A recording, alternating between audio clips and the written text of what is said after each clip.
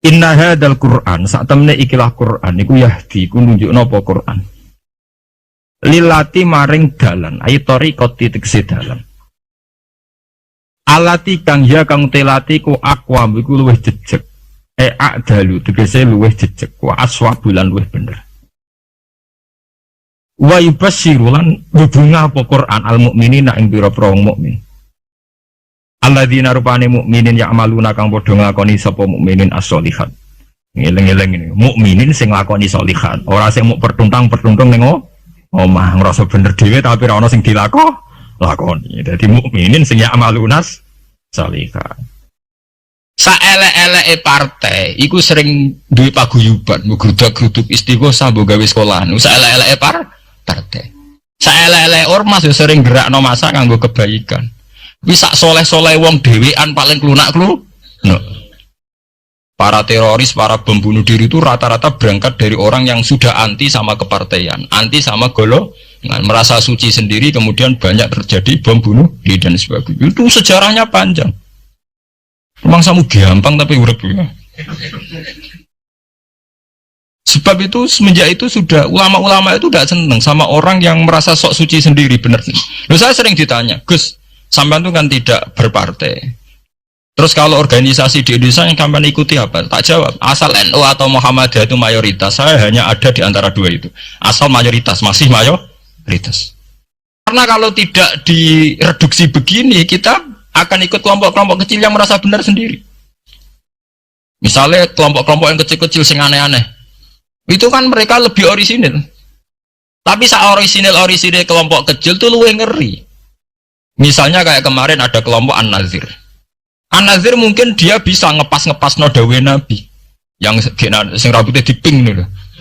Sing tenggene japos bodone beda mek bodo kita. Saya tuh pernah melihat di Metro, ini cerita intelektual. Pernah lihat di Metro wawancaranya ketua Jamaah An-Nazir. Itu dalam banyak hal memang mereka ingin memiripkan sama Nabi. Misalnya rambut dipilok diping. Dalam sejarah sampean takok ahli hadis, memang Nabi Sayyidina Abu Bakar tuh rambutnya apa di apa itu disemir. Terus mereka kalau sholat isya itu akhir, katanya Nabi kalau sholat isya sulusul lail dan sebagainya dan sebagainya. Tapi apa sisi yang dari itu terus kemudian merasa persis Nabi? Wong Nabi itu macam-macam. Beliau hidup itu berapa tahun? 23 tahun. Semenjak beliau jadi Nabi itu ngalami kenabian minten 33 tahun. Dan itu punya ikhwal-ikhwal yang rawan ada nasah mansuh. Seperti sekarang di Pondok Indramayu, di mana-mana ada satu kelompok yang nganggap kehidupan sekarang itu adalah periode Makkiyah. Periode Makkiyah itu satu periode yang dimana sholat cek rapati wajib, zina rapati haram, nyabu rapati. Ya ada kelompok-kelompok di kota-kota begitu. Di kota-kota juga banyak orang yang sama orang zina itu biasa, sama orang nyabu biasa. Mereka sendiri tetap mengharamkan zina, tapi nggak perlu dilawan. Sehingga polemik ketika FPI begitu, ada yang mengatakan periode sekarang itu mirip Makkiyah, di mana kemungkaran nggak perlu dilawan, yaitu bil hikmati wal mau'izatil hasanah. Ada orang yang menafsirkan Islam sekarang itu sudah periode Madaniyah, sehingga kemungkaran harus dilawan. Yang kayak FPI itu yang anggap sekarang sudah periode Madaniyah. Nah itu kan artinya begini, semua itu toh mengklaim mirip-mirip niru Kanjeng Nabi. Masalahnya semua itu juga ngeklaim mirip-mirip niru Kanjeng Nabi. Kalau nanti dalam satu seminar ahli sunnah wal jamaah, misalnya bener sejarah, kenapa tahu-tahu kita ini merasa sunni, dan setelah merasa sunni seakan-akan kita ini paling benar, atau yang di luar sunni adalah salah. Padahal kita tahu Islam dimulai dari Muhammad. Istilah Islam populer itu mulai Nabi Muhammad. Meskipun secara sejarah istilah itu dimulai Nabi Ibrahim. Ini mulai populer itu era Nabi Muhammad. Kemudian Nabi Muhammad itu sebagian riwayat yang menghentikan ketika banyak firqah, itu yang benar adalah ahli sunnah wal jamaah. Ketika Nabi ditanya wama alamatu dzalik atau manhum dzalik ya Rasulullah, jawab Nabi ma'ana alihil yawma wa ashabi, ya satu kelompok yang mengikuti perilaku saya dan perilaku para sahabat saya. Terus jenengan namun dadi khawarij. Artinya gini ya, orang membiarkan Quran itu macam-macam. Ada yang membiarkan secara kuliah, dibiarkan total, diabaikan. Bahkan tidak diyakini kalau itu kalamullah. Tidak diyakini sama sekali itu sebagai apa? Wahyu, sebagai apa?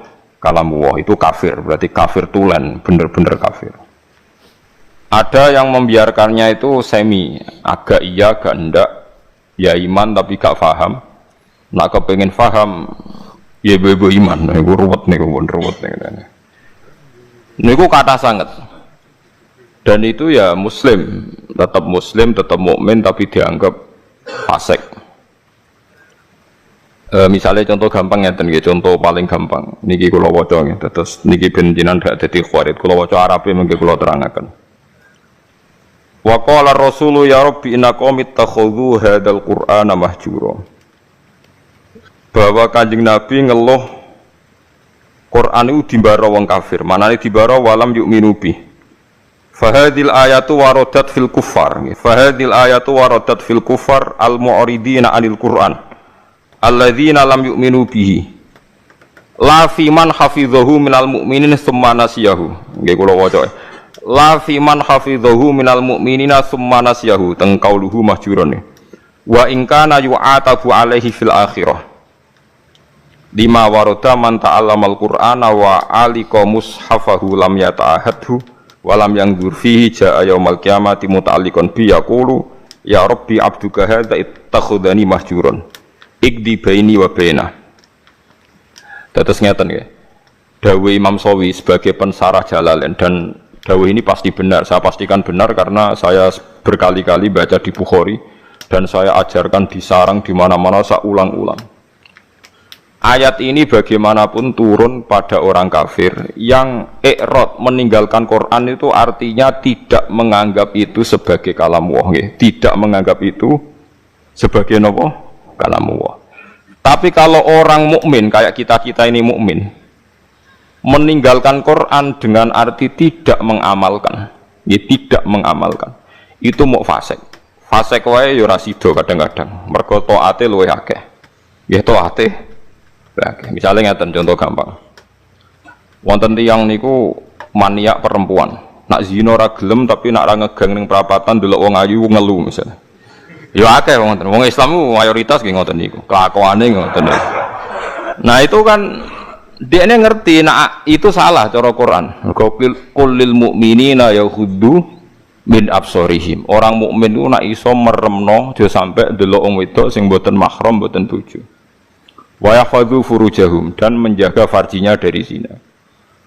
Separuh sukses, misalnya gak zina sukses, tapi nak gak delok ora sukses. Lah itu nanti tepak-tepakan nak pangeran tepak nggih nyepuro, misalnya wis didelok wis sama Islami suwi wis jenggoten wis macam-macam ati sepuro. Apa meneh sing istidir melarat koyo rugen sepuro wis melarat iku kafaro iki, melarat niku kafaro. Macam-macam. Terus wonten tiyang alim. Biasanya dosa terbesar wong alim rawani nahi mungkar. Karena ndak punya nyali atau punya perhitungan khas wong alim. Nah itu nanti kena khitab laula yanhahumur rabbaniyuna wal ahbaru an qaulihimul itsma wa aqlihimus sakhat. Mestinya orang-orang terpelajar itu harus mencegah kemungkaran. Nah itu biasanya orang alim ndak punya nyali karena ndak punya otoritas. Misalnya kalau di Indonesia ndak berhak punya SK atau apa, Gubarno doli gampang wali kota ya hanya berteriak zina haram, doli haram, tapi kan gak di otoritas Gubarno. Matok wali kotane gawe SK nganggo pamong praja iso Gubarno. Macam-macam. Riyen di Jakarta ada keramat tungkak sing iso Gubarno Sutioso, teng doli sing iso Gubarno wali kota sing sakniki wedok malah kopi DI ora king PKB. Nah, misal, mboten niki kan ilmiah mawon, rasa tersinggung biasa mawon, mboten usah tersinggung. Ah itu wis ngoten niku, wis sudah begitu. Tapi ulama mbok arani kalah ambek wali kota sing wedok Ubarodo iki ya keliru. Taruh saja sama hitung saja. Orang yang ndak zina karena didikan ulama mulai sipir, mulai kelas TK, TPA itu jutaan. Taruh saja misalnya Mustafa di murid 20. Ada orang di murid 100. Orang yang dididik supaya anti zina oleh ulama itu hasilnya jutaan, mungkin puluhan juta. Dan mereka punya generasi berevolusi anti zina dan anti zina nganti mati. Itu juga nahi mungkar, karena maknanya nahi mungkar itu al-intiha anil mungkar. Pokoknya kejadiannya tidak jadi mungkar. Itu yang saya sesali dari orang-orang mubaligh. Mubaligh itu sering bilang nahi mungkar itu kayak bubarodoli. Tidak seperti itu saja. Setiap kemungkaran yang dihentikan itu namanya nahi mungkar, karena maknanya nahi itu mencegah. Mencegah artinya tidak melakukan atau tidak terjadi. Dan itu ulama kontribusinya besar. Hampir semua pondok, misalnya kulo nembe buka niki. Kulo nate cerita tentang Pak Rum, Pak Rumanto kulo nate cerita. Mas Rum, sing pondok ora usah tenanan. Pokoke ngaji, salat semadhep mulon wis kaya umume pondok. Ora usah ngasih lo santri alim nak tepak ya alim, ora tepak ya wis. Paling ndak kelebihannya pondok pesantren itu satu. Misalnya kiai ini ra alim utawa rapati bener.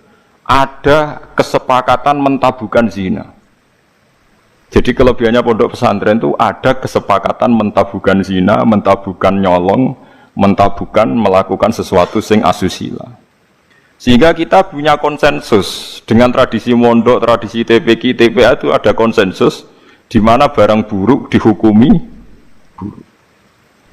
Kowe ora usah bayangno ideal, percontohan ideal, mau hafidhe nganti lanyah, tak dilombakno menang, laris, itu sudah usah begitu, sudah usah berlebihan begitu. Ini penting kalau aturaken. Jadi maling juga sama. Polisi nangkep maling berarti nahi mungkar, karena malingnya tidak jadi maling. Tapi jutaan orang tidak maling, yang malah nggak pernah maling, mergo didiane ulama. Polisi tak nangkep sing wis tau maling, ya nahi mungkare wis kadung tau maling. Bubaro ning doli wis kadung tau zina. Kalau ulama malah didik santri, didik umat mulai cilik. Dan banyak jutaan orang yang bahkan nggak pernah zina karena didikannya ulama.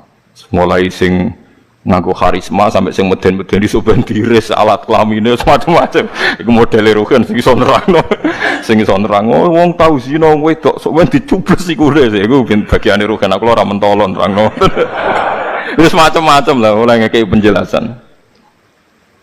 Nah itu kula baleni malih. Bahkan di antara akidah ahli sunnah ini rungokno tenan, sampean boleh tidak cocok, tapi nek ora cocok keliru, neraka sampean. Kuwi iki nasih pangeran. Intajtanibu kaba'ira ma tunhauna anhu nukaffir ankum sayiatikum. Wong sing sukses ngilangi dosa gedhe iku insyaallah dosa cilik di sepuro. Misalnya kaya ruhin biasanya perapatan delok wedok, ya ditulis ya Allah, mripate ruhin dosa, atine angen-angen tapi ora kasil ditulis terus pangeran. Ditulis. Tapi dekne sukses ninggalo zina. Pokoke aku nak ndelok gelem tapi nak zina ora ngarah. Itu iso wae ning akhirat di sepuro. Mergo barokahe ninggal dosa gedhe. Misale sampean guweting mbek tangga, penggaweane ngrasani iku dosa. Tapi iso di sepuro mergo gak nyantet, gak mateni. Jadi di semua segmen dosa kan ana kelas atas. Misale ra cocok nganti mateni kelas atas. Tapi nak ngrasani tok kelas ringan.